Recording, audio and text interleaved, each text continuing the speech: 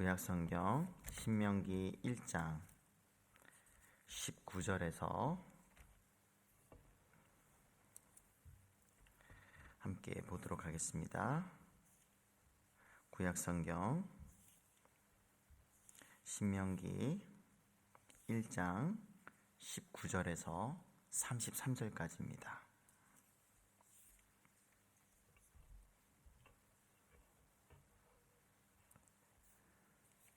함께 말씀을 보도록 하겠습니다. 우리 하나님 여호와께서 우리에게 명령하신 대로 우리가 호렙산을 떠나 너희가 보았던 그 크고 두려운 광야를 지나 아모리 족속의 산지길로 가데스 바네아에 이른 때에 내가 너희에게 이르기를 우리 하나님 여호와께서 우리에게 주신 아모리 족속의 산지에 너희가 이르렀나니 너희의 하나님 여호와께서 이 땅을 너희 앞에 두셨은즉 너희 조상의 하나님 여호와께서 너희에게 이르신 대로 올라가서 차지하라. 두려워하지 말라, 주저하지 말라 한즉 너희가 다 내 앞으로 나와 말하기를 우리가 사람을 우리보다 먼저 보내어 우리를 위하여 그 땅을 정탐하고 어느 길로 올라가야 할 것과 어느 성읍으로 들어가야 할 것을 우리에게 알리게 하자 하기에 내가 그 말을 좋게 여겨 너희 중 각 지파에서 한 사람씩 12를 택하매 그들이 돌이켜 산지에 올라 에스골 골짜기에 이르러 그곳을 정탐하고 그 땅의 열매를 손에 가지고 우리에게로 돌아와서 우리에게 말하여 이르되 우리의 하나님 여호와께서 우리에게 주시는 땅이 좋더라 하였느니라. 그러나 너희가 올라가기를 원하지 아니하고 너희의 하나님 여호와의 명령을 거역하여 장막 중에서 원망하여 이르기를 여호와께서 우리를 미워하심으로 아모리 족속의 손에 넘겨 멸하시려고 우리를 애굽 땅에서 인도하여 내셨도다. 우리가 어디로 가랴? 우리의 형제들이 우리를 낙심하게 하여 말하기를 그 백성은 우리보다 장대하며 그 성읍들은 크고 성곽은 하늘에 닿았으며 우리가 또 거기서 아낙 자손을 보았노라 하는도다 하기로 내가 너희에게 말하기를 그들을 무서워하지 말라, 두려워하지 말라.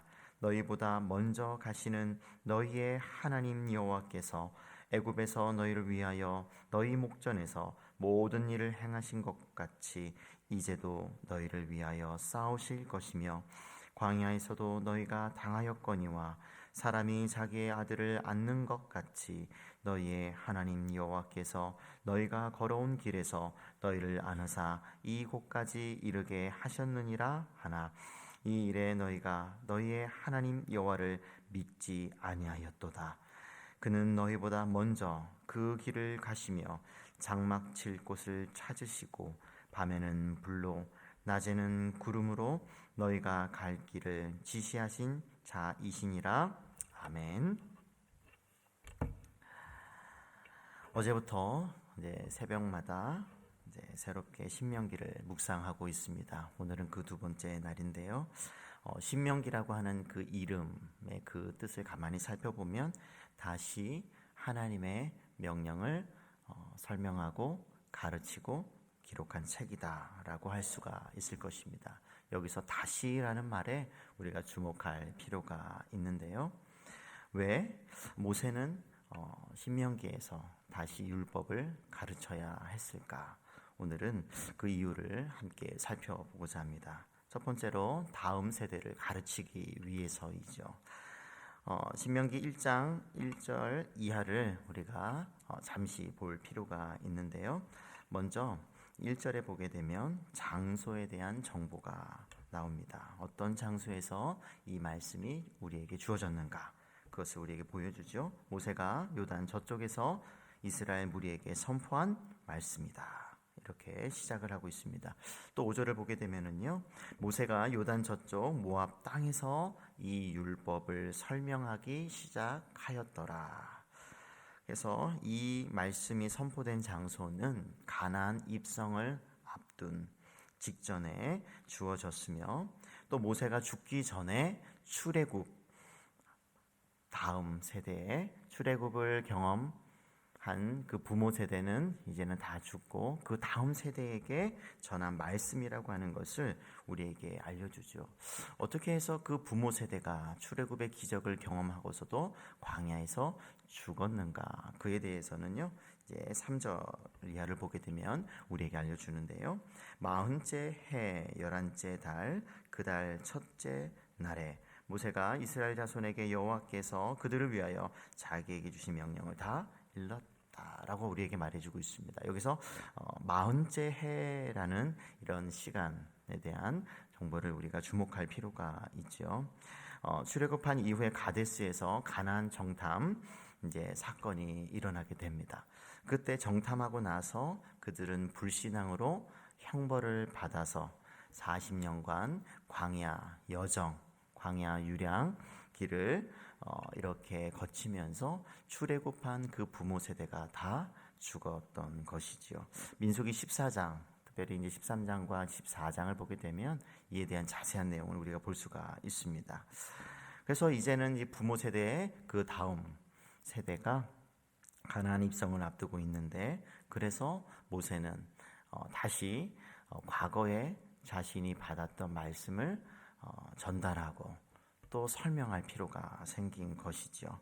그래서 앞으로 우리가 함께 잠시 보겠지만 하나님의 말씀은 전수해야 하는 그런 사명 또는 필요가 있는 것이죠. 그래서 부모 세대만 가지고 있어서는 되는 것이 아니라 그 자녀 세대들에게, 그 후손들에게 계속해서 하나님의 말씀은 전달되고 전수되고 또 가르쳐야 할 필요가 있는 것임을 우리가 기억할 필요가 있습니다. 그래서 우리 교회 공동체에 또 가정 안에서 하나님의 법을 가르쳐야 하는 것이죠. 왜냐하면 우리 자녀 세대가 그렇게 하나님의 말씀을 받고 그 받는 대로 살아가는 것이야말로 진짜 삶, 진짜 생명의 길로 걷는 길이기 때문이죠. 요한복음 20장 31절에 보게 되면 요한복음을 기록한, 특별히 성경 말씀을 기록한 그런 목적이 나오게 되는데요. 이것들이 기록된 목적은 여러분들로 하여금 예수가 그리스도이시며 하나님의 아들이심을 믿게 하고 또 믿어서 예수의 이름으로 생명을 얻도록 하기 위함입니다. 그래서 이와 같은 생명을 얻도록 하기 위해서라도 우리는 하나님께서 우리에게 주신 말씀을 받고 또 전달해야 하는 것이죠.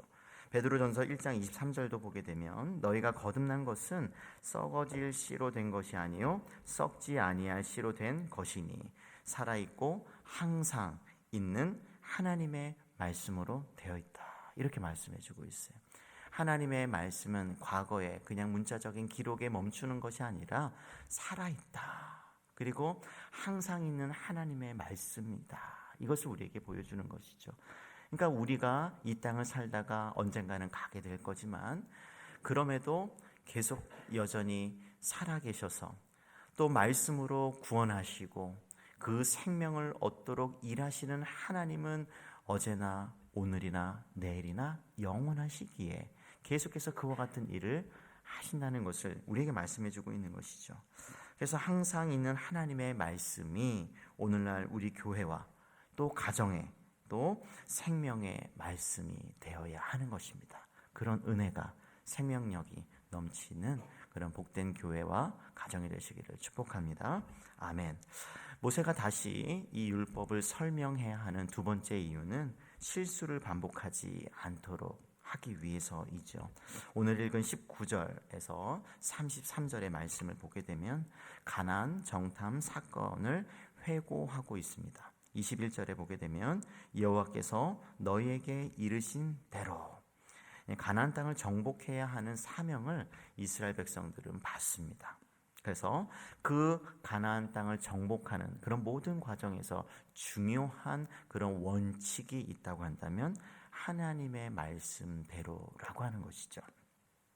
이런 하나님의 사명을 전하고 모세는 이스라엘을 격려하게 되는데요. 이렇게 격려합니다. 두려워하지 말라. 주저하지 말라. 이 두려움의 문제를 이스라엘 백성들에게 이렇게 격려함으로 이겨내도록 응원하고 있는 것을 볼 수가 있죠. 그러자 이스라엘 백성들은 가나안 땅 정탐을 제안했다고 22절에서 우리에게 말해주고 있습니다. 가나안 정탐이 꼭 필요했을까? 어찌 보면 그 이유를 설명하는 것을 가만히 보면 그 땅을 어떻게 정복할 수 있을지 한번 살펴보자는 것이죠. 어떤 전략이 있다고 한다면 어느 길로 가야 할지, 또 어느 성을 먼저 쳐야 할지, 이와 같은 전략을 한번 수립하기 위해서 정탐하자고 제안했던 것을 볼 수가 있습니다. 그래서 12명이 선택이 되고, 또 그 결과 24절과 25절의 말씀을 보게 되면 정탐하고 나서 이제 그 땅의 열매를 가져오게 되는데, 그 열매를 통해서 그 땅이 얼마나 좋은지 그것을 우리에게 알 수 있게 만들어 준다는 것이죠. 여기까지는 참 순조로워 보입니다. 가봤더니 정말 좋은 땅이다. 하나님께서 이런 좋은 땅을 우리에게 주셨네 라고 할 만큼의 그런 보고가 들어오게 됩니다. 그런데 문제는 무엇부터 시작이 되죠? 그러나부터 시작이 되는 것이죠. 자주 그렇듯이 앞에는 좋은 이야기가 계속 진행이 되다가 꼭 중간쯤 한번 전환하는 어떤 특별한 어구가 있는데, 우리나라 사람들이 좀 자주 쓰는 말, 그러나, 그렇죠? 그러나 나중에는 부정적으로 끝나게 됩니다. 여기서 신앙생활이라는 건 시작도 좋고요, 그 과정도 좋은데 끝도 중요한 것이죠. 26절에 보면 그러나 너희가 올라가기를 원하지 아니하고 너희 하나님 여호와의 명령을 어떻게 했다고요? 거역하였다, 이거죠. 그래서 그러나부터 이제는 부정적인 내용들이 우리에게 주어지는데, 27절과 28절에 보게 되면 그와 같은 소식을 듣고 이스라엘 백성들은 원망하게 됩니다. 그런데 문제는 하나님의 인도하심마저 왜곡하는 현상이 일어났던 것이죠. 여호와께서 우리를 미워하심으로 아모리 족속의 손에 넘겨 멸하시려고 우리를 애굽 땅에서 인도하여 내셨도다. 정말입니까? 하나님께서 미워하셔서 그 10가지 재앙을 일으키셨고, 또 홍해의 기적을, 또 만나와 메추라기에 그와 같은 은혜를 광야에서 이스라엘 백성들이 당하게 하셨나요? 그게 아니죠.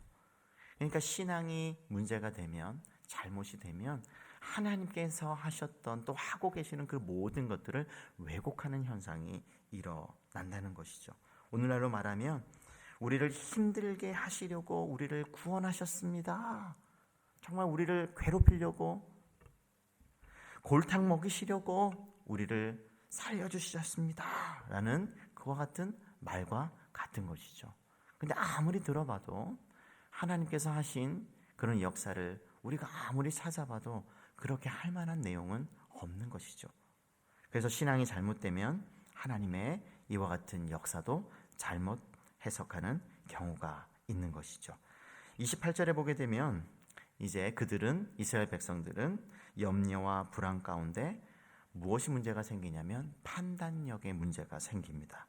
그래서 앞으로 자신들에게 닥칠 일을 부정적으로 해석하고 그것을 굳게 믿어버리는 것이죠. 28절을 보겠습니다. 우리가 어디로 가랴? 우리의 형제들이 우리를 낙심하게 하여 말하기를 그 백성은 우리보다 장대하며 그 성읍들은 크고 성곽은 하늘에 닿았으며 우리가 또 거기서 아낙 자손을 보았노라 하는도다 하기로. 이들의 문제가 무엇입니까? 하나님의 사명 앞에서 하나님보다 무엇을 더 보았을까요? 환경을 본 것이죠. 가나안 땅에 들어가서 그곳에 있는 민족들, 자신들의 상황, 그와 같은 여러 가지 환경을 하나님보다 앞서 보았던 것입니다. 다시 한번 말씀을 드리지만 이 사람들은 하나님의 역사를, 기적을 한 번도 맛보지 못한 민족이 아니라 이미 10가지 재앙, 홍해의 기적, 만나와 메추라기의 기적, 지금 눈앞에 구름 기둥과 불 기둥으로 밤낮 가리지 아니하시고 항상 그들과 함께 계시는 그 하나님을 제대로 보지 못했던 것이죠. 그래서 하나님께서는 멀리 계시는 것도 아닌데도 불구하고 이들은 그렇게 해석하고 앞으로 자신들의 그런 상황을 부정적으로 내다본 것이죠. 그래서 하나님께서는 아모리 족속도 이기게 하실 것을 그들은 믿지 못했던 것이죠. 그 이집트 제국을 이기게 하신 그 하나님을 금세 잊어버렸던 것입니다. 원망과 절망 속에서 하나님의 은혜와 역사를 망각했던 것이죠. 그러니까 어떻게 됩니까? 어디로 가야 할지 그 방향과 목표를 잃어버리고 말았던 것입니다. 우리는 어디로 가랴? 지금 열심히 달려온 그 모든 그 수고와 그 경험들이 이제는 의미가 없어져 버리는 것이죠. 이런 이들을 향해서 21절에 이어 모세는 이렇게 이스라엘 백성들을 격려합니다. 그들을 무서워하지 말라, 두려워하지 말라. 결국 이 이스라엘 백성들의 문제는 두려움이 그들의 불신앙과 불순종으로 나타나게 했다는 것을 우리에게 보여주는 것이죠. 그래서 이어서 또 30절에서 이렇게 격려합니다. 같이 한번 읽어볼까요? 너희보다 먼저 가시는 너희의 하나님 여호와께서 애굽에서 너희를 위하여 너희 목전에서 모든 일을 행하신 것 같이 이제도 너희를 위하여 싸우실 것이다 라고 말하는 것이죠. 또 31절도 같이 볼까요? 광야에서도 너희가 보지 않았느냐? 너희 하나님 여호와께서 아버지가 아들을 낳는 것 같이 너희를 하나 너희가 이곳에 닿을 때까지 그 여정을 함께하지 않았느냐? 아버지께서 자기 자녀를 어려운 환경 속에서 보살폈던 것처럼 어제도 과거에도 지금도 앞으로도 보살피실 것이다라고 계속해서 설득하고 있는 것이죠. 그런데 이스라엘 백성은 그럼에도 불구하고 듣지 않은 것입니다. 왜냐하면 이미 그들의 마음은 환경이라는 그 벽으로 가로막혀서 하나님을 제대로 앞으로 자신들의 일어날 그런 놀라운 그런 운명을 받아들이지 못했던 것이죠. 이렇게 듣지 않는 이들을 향해서 32절에서 모세는 이렇게 말합니다. 너희의 하나님 여호와를 믿지 아니하였도다. 26절에서 너희는 하나님 여호와의 명령을 거역하였다라고 하는 말과 같은 것이죠. 결국 이스라엘의 광야 40년, 그것은 이스라엘 백성들의 불순종과 불신앙 때문임을 우리에게 알려줍니다. 이 이야기를 모세가 신명기를 열면서 그 첫 부분에 길게 설명하고 있는 이유가 무엇일까요? 다음 세대에게 교훈을 주기 위해서이죠. 부모 세대가 광야에서 죽을 수밖에 없었던 그 신앙적인 이유를 알려주는 것입니다. 왜냐하면 과거의 역사는 거울이 되어서 본보기가 되어서 교훈을 주기 때문이죠. 유다서 1장 7절에 소돔과 고모라와 그 이웃 도시들도 그들과 같은 행동으로 음란하며 다른 육체를 따라가다가 영원한 불의 형벌을 받음으로 거울이 되었느니라. 거울이 되었다는 것이죠. 또 고린도전서 10장 11절에 그들에게 일어난 이런 일은 본보기가 되고 또한 말세를 만난 우리를 깨우치기 위하여 기록이 되었다라고 말씀하고 있습니다. 그래서 광야의 일은, 이와 같은 일은 우리에게 경고가 되는 것이고 또 훈계가 되며 교훈이 되는 것이죠. 로마서 15장 4절입니다. 무엇이든지 이전에 기록된 것은 우리에게 교훈을 주기 위해 기록됐습니다. 이는 우리로 하여금 성경이 주는 인내와 위로로 인해 소망을 품게 하려는 것입니다. 훈계와 교훈을 넘어 우리에게 소망을 주기 위해서 기록됐다고 말씀하고 있습니다. 이 이야기는 그런 점에서 우리에게 의미가 있는 것이죠. 모세는 다시금 율법을 가르치고 있는 이유가 바로 이런 것입니다. 오늘날 그래서 우리도 귀 기울여야 하는 것이죠. 왜요? 우리도 그와 같은 과오를 저지르지 않고 깨우치기 위해서. 말씀을 맺겠습니다. 신명기는 과거나 지금이나 우리들에게 매우 유익한 성경입니다. 다음 세대를 신앙으로 가르치기 위해서라도, 또 같은 잘못을 반복하지 않기 위해서 필요한 것이죠. 그래서 신명기는 우리들에게 과거를 기억하라고 가르치고 있습니다.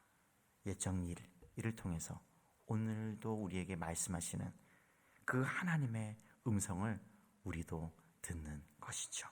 하나님의 말씀을 거울로 삼아서 우리를 다듬어 세워가시는 그런 복된 그런 축복이 있기를 주님의 이름으로 축복합니다. 아멘.